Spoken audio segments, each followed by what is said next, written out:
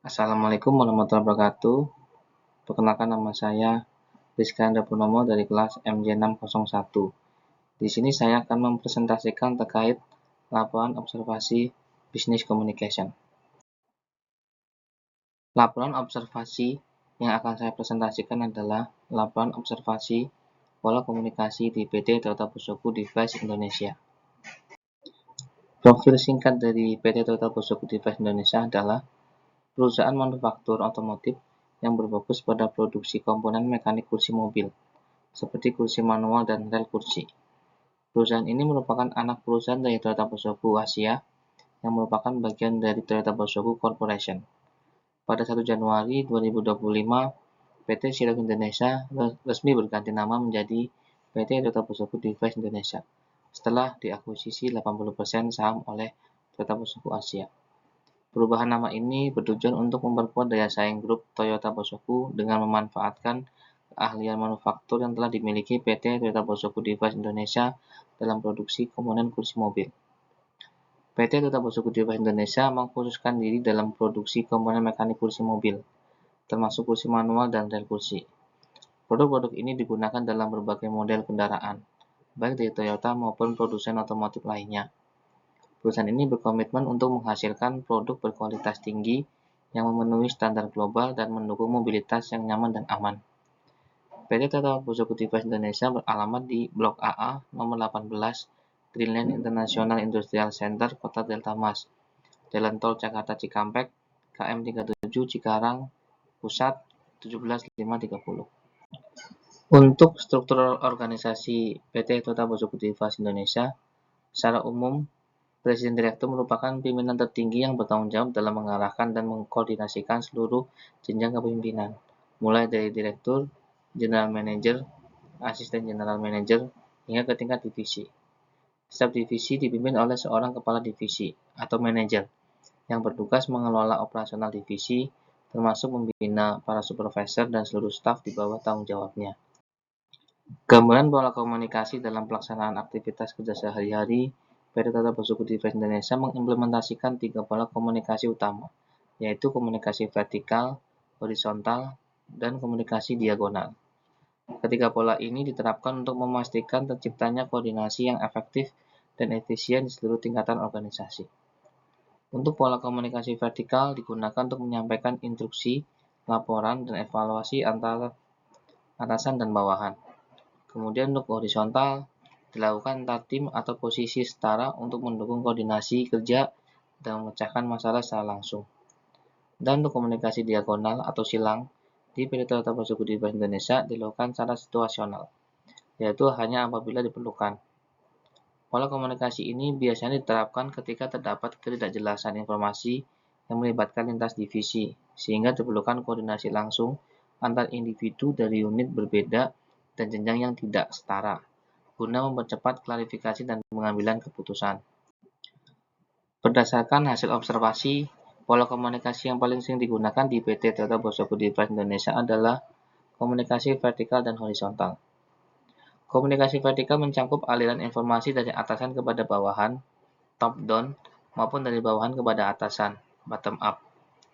Dalam penerapannya, komunikasi ini berlangsung antara pimpinan atau manajer dengan staf di bawahnya, dan sebaliknya. Informasi yang disampaikan melalui jalur ini dapat berupa instruksi kerja, laporan pelaksanaan tugas, penyampaian permasalahan di lapangan, serta masukan atau saran dari karyawan kepada pimpinan. Selain komunikasi vertikal, komunikasi horizontal juga secara aktif diterapkan, yaitu komunikasi yang terjadi antar karyawan dengan level jabatan yang setara. Komunikasi ini berperan penting dalam memperlancar koordinasi kerja harian, berbagi informasi, serta menyatukan persepsi dan tujuan di antara anggota tim atau departemen. Kombinasi antara komunikasi vertikal dan horizontal ini menciptakan alur informasi yang lebih efisien, mempercepat proses pengambilan keputusan, serta peningkatan kolaborasi antar individu dan unit kerja di lingkungan PT Toyota Bosoku Device Indonesia. Untuk gaya kepemimpinan yang diterapkan di PT Toyota Bosoku Device Indonesia cenderung mengarah pada gaya kepemimpinan participative leadership style.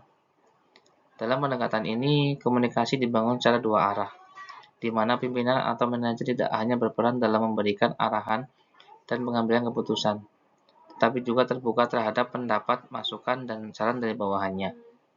Model kepemimpinan ini mendorong terciptanya lingkungan kerja yang kolaboratif, meningkatkan rasa memiliki, serta memperkuat keterlibatan karyawan dalam pencapaian tujuan perusahaan. Salah satu peran penting dari seorang pimpinan atau manajer dalam suatu perusahaan adalah melakukan fungsi managing yang mencakup mengatur, mengelola, melaksanakan, dan mengurus berbagai aktivitas operasional. Selain menjalankan fungsi manajerial, seorang manajer juga berperan sebagai pemimpin leader bagi divisinya. Dalam peran kepemimpinannya, manajer bertanggung jawab untuk membimbing seluruh staf atau bawahannya dalam bekerja secara efektif guna mencapai hasil kerja dan tujuan organisasi yang optimal. Hal ini juga diterapkan oleh para manajer di PT Toyota Bosoko Device Indonesia. Mereka tidak hanya mengatur dan mengontrol seluruh kegiatan yang berkaitan dengan divisinya masing-masing, tetapi juga secara aktif melakukan evaluasi serta memberikan arahan dan bimbingan terhadap kinerja karyawan dan divisi secara menyeluruh. Pendekatan ini bertujuan untuk memastikan terciptanya kinerja tim yang solid dan pencapaian target perusahaan secara berkelanjutan. Menurut hasil observasi tipe karyawan di PT Toyota Bosoko Device Indonesia, berdasarkan hasil pengamatan, PT Toyota Bosoko Device Indonesia memiliki dua jenis karyawan, yaitu tipe X dan tipe Y. Secara keseluruhan, distribusi karyawan terbagi sebagai berikut. Tipe X 40% dan tipe Y 60%. Karyawan tipe X termasuk dalam kategori memerlukan pengawasan serta bimbingan secara rutin. Apabila tidak mendapatkan arahan yang jelas dan pengendalian yang memadai, mereka cenderung mengalami kebingungan atau miskomunikasi yang dapat berdampak pada kurang optimalnya hasil pekerjaan. Untuk karyawan tipe Y, sementara itu, karyawan tipe Y menunjukkan tingkat kemandirian yang tinggi. Mereka mampu menjalankan tugas tanpa banyak intervensi, bertanggung jawab atas pekerjaannya, serta secara aktif menyampaikan umpan balik dan informasi yang relevan dengan jelas dan tepat waktu. Untuk karyawan tipe X cenderung memiliki motivasi kerja yang rendah, kurang inisiatif dan lebih pasif dalam menjalankan tugas. Seringkali mengalami kendala dalam penyampaian informasi secara jelas, membutuhkan pengawasan dan arahan yang konsisten dengan atasan. Tanggung jawab terhadap pekerjaan masih perlu ditingkatkan. Untuk karyawan tipe Y, mampu memahami dan menangkap informasi dengan jelas dan cepat, menunjukkan sikap aktif dan mandiri dalam menjalankan tugas, proaktif dalam melakukan tindak lanjut, follow up, terhadap informasi yang kurang jelas dengan bertanya dan segera menyelesaikannya, memiliki tingkat tanggung jawab yang tinggi terhadap pekerjaan, kemudian mampu bekerja tanpa perlu pengawasan langsung secara terus-menerus. Kesimpulannya adalah, pola komunikasi di PT Toyota Bosoko Device Indonesia dinilai sudah sangat baik. Perusahaan secara aktif menerapkan pola komunikasi vertikal horizontal yang mencerminkan keterbukaan dan kelancaran arus informasi antar jenjang organisasi. Secara vertikal, komunikasi berlangsung dua arah. Dari bawah ke atas, setiap karyawan secara rutin menyampaikan informasi kepada atasan terkait aktivitas pekerjaan, kendala, atau permasalahan yang dihadapi, serta menyampaikan saran atau ide-ide perbaikan.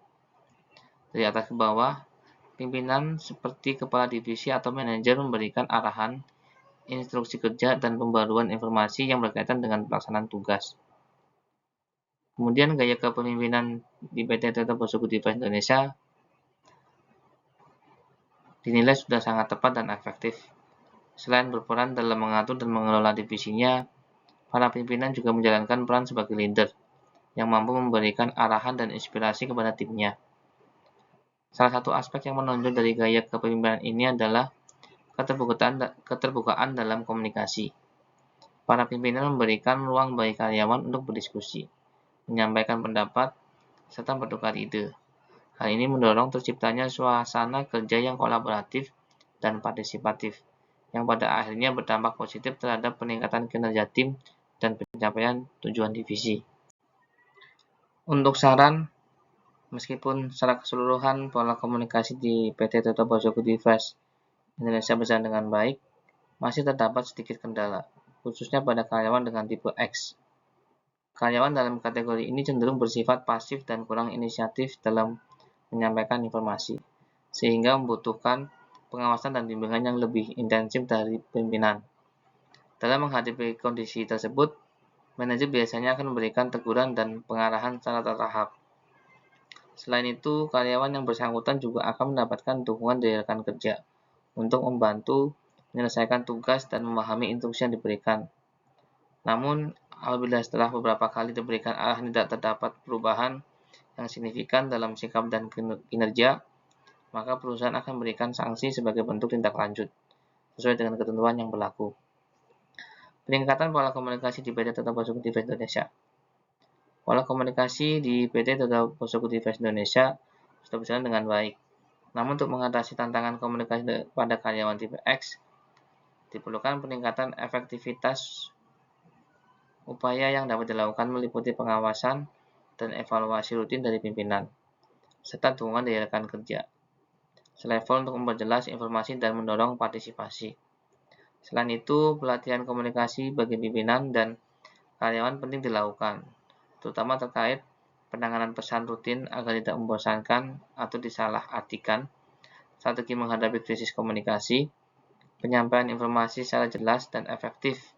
Langkah ini bertujuan agar komunikasi semakin optimal dan mendukung kinerja organisasi secara menyeluruh. Berikut adalah lampiran kegiatan komunikasi. Komunikasi merupakan elemen penting yang menghubungkan individu dengan organisasi.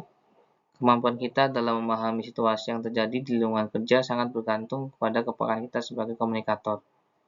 Dengan memahami dinamika komunikasi, kita dapat membaca kondisi organisasi secara akurat serta merespon dengan tepat melalui pesan-pesan yang disampaikan.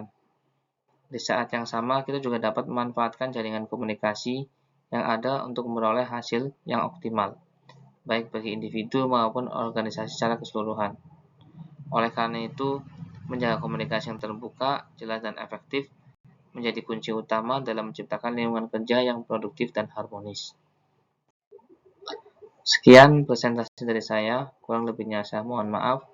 Wabillahi taufiq wal hidayah. Wassalamualaikum warahmatullahi wabarakatuh.